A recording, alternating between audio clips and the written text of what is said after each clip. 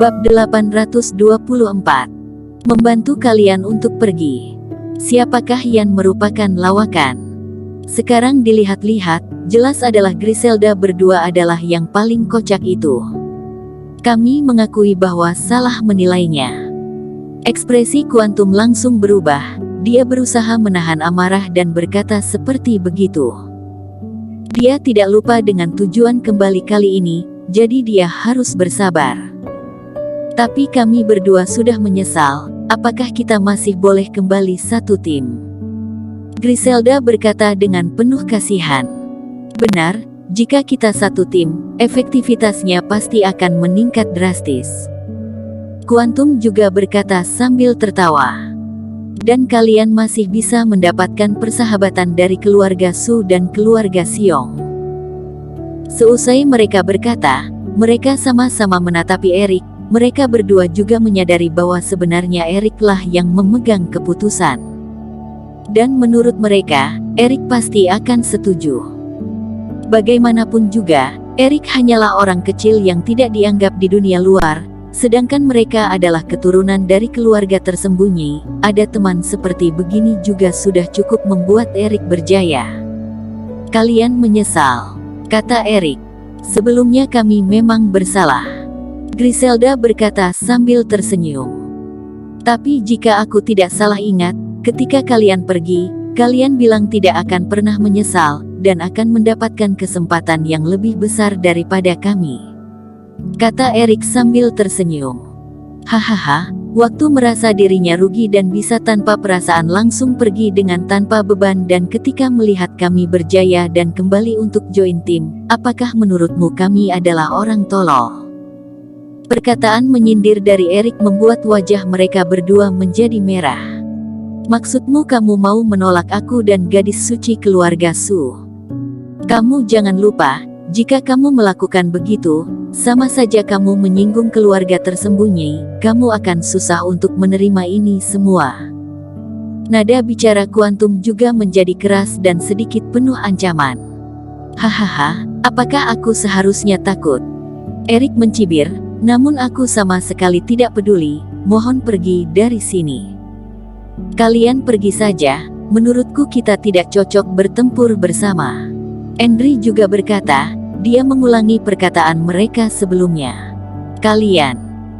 Griselda dan Kuantum berekspresi buruk, mereka awalnya mengira bahwa Erik akan langsung setuju dan bahkan nantinya akan berterima kasih kepada mereka, namun tidak disangka bahwa mereka akan ditolak mentah-mentah.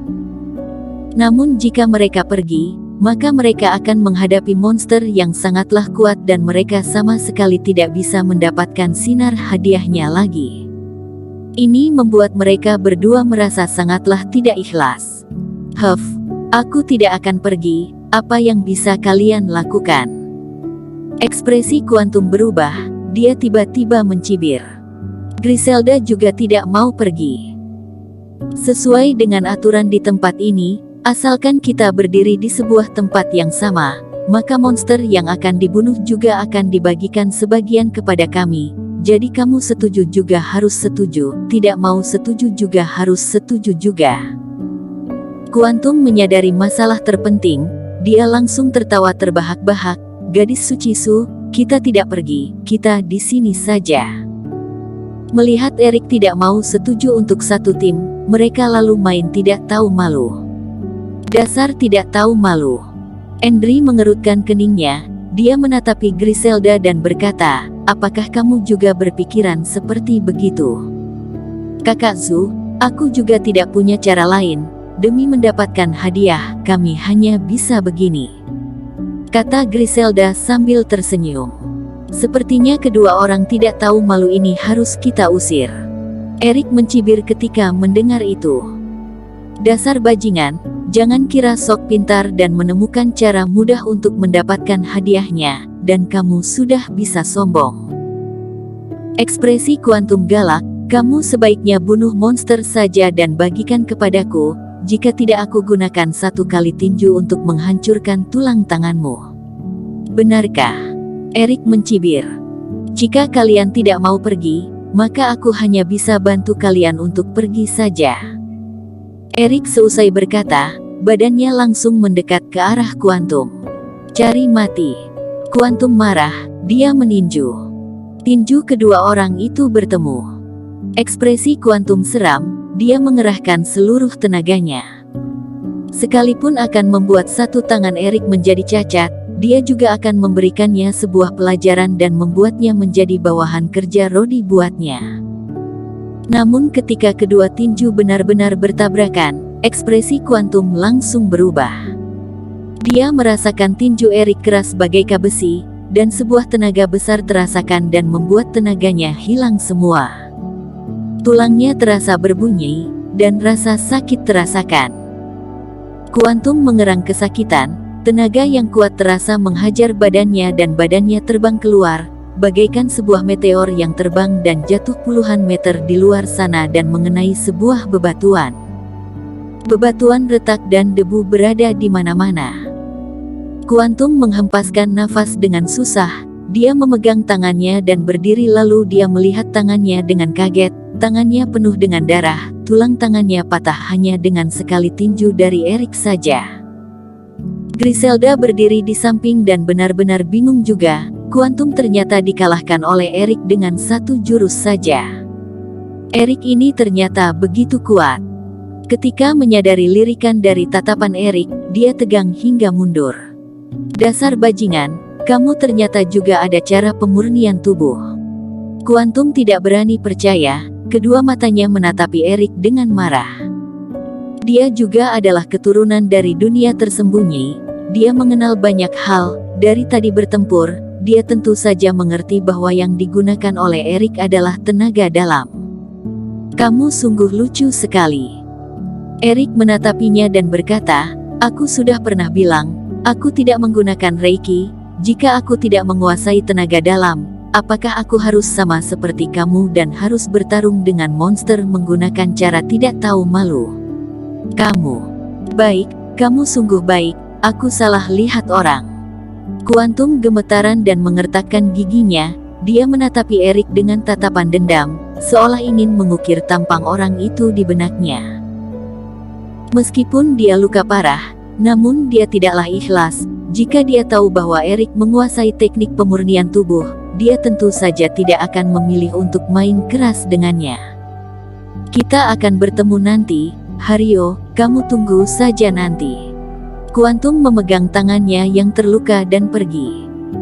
Kali ini dia rugi besar, tangannya luka parah dan dalam waktu singkat dia tidak bisa bertarung. Dia tentu saja tidak bisa mendapatkan hadiah dari sekte Guzong ini. Dan semua ini karena Erik. Ekspresi Griselda kaku, dia juga pergi mengikuti Kuantum. Mereka berdua takut Erik mengejarnya dan perginya dengan terburu-buru. Kuantum ini termasuk punya sedikit relasi di dunia tersembunyi, kamu menyinggung orang lain lagi, kata Endri sambil mengelengkan kepalanya. Dia bahkan tidak tahu nama asliku, untuk apa aku takut dengannya, lagi pula apakah orang aing aku singgung di dunia tersembunyi terhitung sedikit. Erik tersenyum, dia sama sekali tidak menghiraukannya, dan sekalipun bertemu lagi, Erik juga tidak akan takut dengannya. Dia hanya mengira Erik punya trik pemurnian tubuh, namun triknya yang sebenarnya masih belum pernah dikerahkan. Jika dia masih berani main-main dengannya, Erik akan langsung menghabisinya dengan sekejap.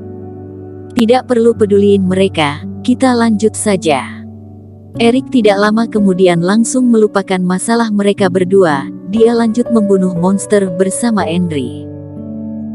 Griselda dan Kuantum berlari ke samping sana, untuk sementara mereka juga tidak langsung meninggalkan tempat latihan. Mereka menatapi Erik dan Endri dan terus melihat sinar yang terus menyala di badan mereka, tatapan mereka penuh rasa dengki. Ini awalnya adalah hadiah milik kita, semua ini salah Hario itu. Kuantum melihat hadiah-hadiah ini jatuh pada tangan orang lain, dia marah hingga gemetaran. Kak Kuantum, kamu juga tidak perlu terlalu marah, kamu lihat, posisi kedua pasukan, mereka sudah semakin mendekati puncak, dan hadiah terakhir hanya bisa didapatkan oleh satu orang saja. Kamu tebak, apakah Dimarto akan memberikan keuntungannya untuk orang lain? Griselda tersenyum dan berkata seperti begitu. Tatapan kuantum langsung bersinar. Maksudmu? Benar, jika Hario cukup pintar, dia pasti akan memberikan hadiah terakhir kepada Dimarto. Jika dia tidak mengalah, maka di antara mereka berdua pasti akan ada pertempuran. Apakah bocah itu masih akan adalah lawan bagi Dimarto? Griselda mencibir. Bersambung. Terima kasih telah menonton video ini sampai akhir. Jangan lupa subscribe dan nantikan kisah episode selanjutnya hanya di Novel Story. Salam.